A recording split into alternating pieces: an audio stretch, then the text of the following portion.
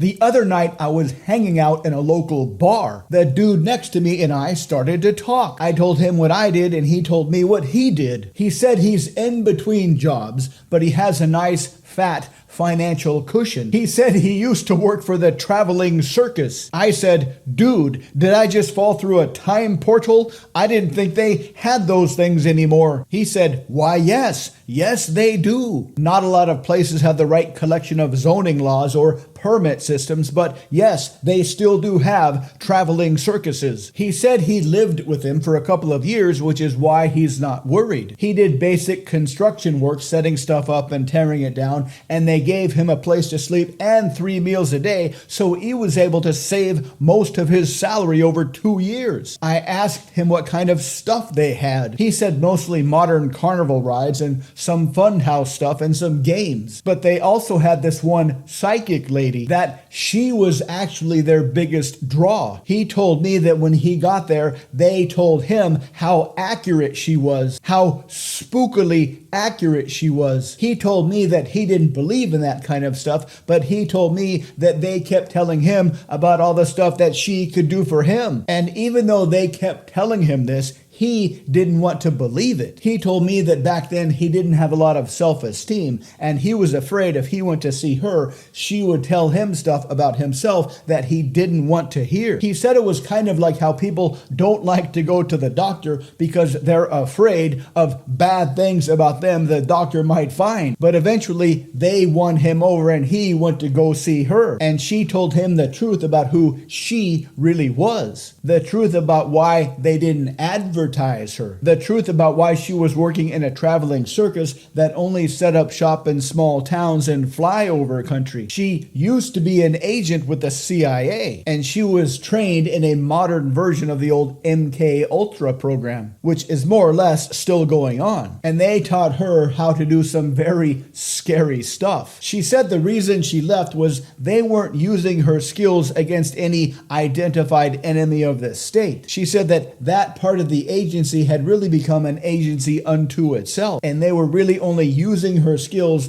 to benefit that particular agency and the people within that agency. They weren't really trying to protect American citizens, which is pretty standard these days for most corrupt governments around the world. But because she was one of the most powerful agents of her kind, they had a mix of fear and respect for her. And so she started to make stuff up that would rattle them. And she did this until they feared her much more than they respected her. And she used her skills to figure out when the best time to escape would be.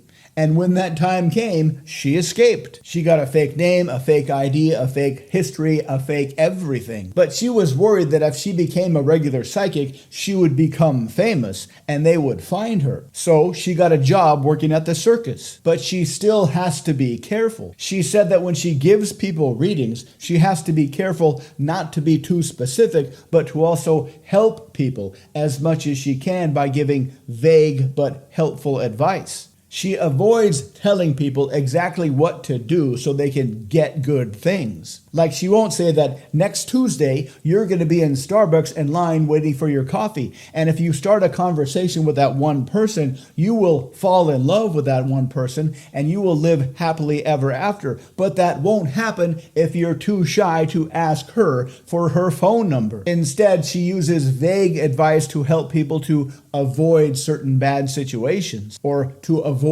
talking to certain people that they'll meet in the future. I asked him why she told him all this stuff, and he said he didn't really know. I guess maybe because she could look into his soul and see that he was a genuinely honest person, which kind of goes in line with what she told him when he finally did go to see her for a reading, that you are an honest person, that you aren't afraid of an honest day's work, that you don't spend your time trying to put one over on people, that you see the world but in a very unique way, and if you apply that model of the world, you can significantly benefit, but not at the expense of other people, that you have a great many gifts that you haven't yet discovered. But if you are patient, if you truly believe they are there, you will one day find your gifts. And these gifts that you are in the process of discovering now will eventually help a great many people.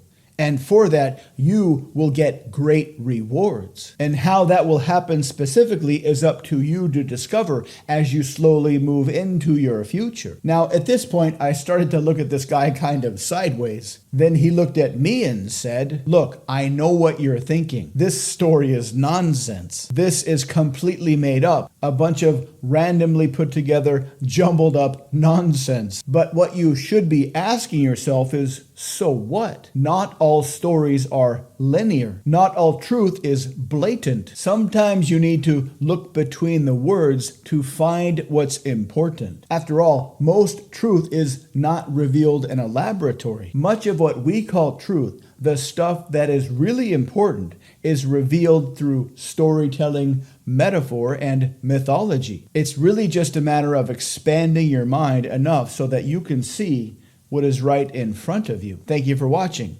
Please subscribe, like, and comment. To learn more, please visit mindpersuasion.com.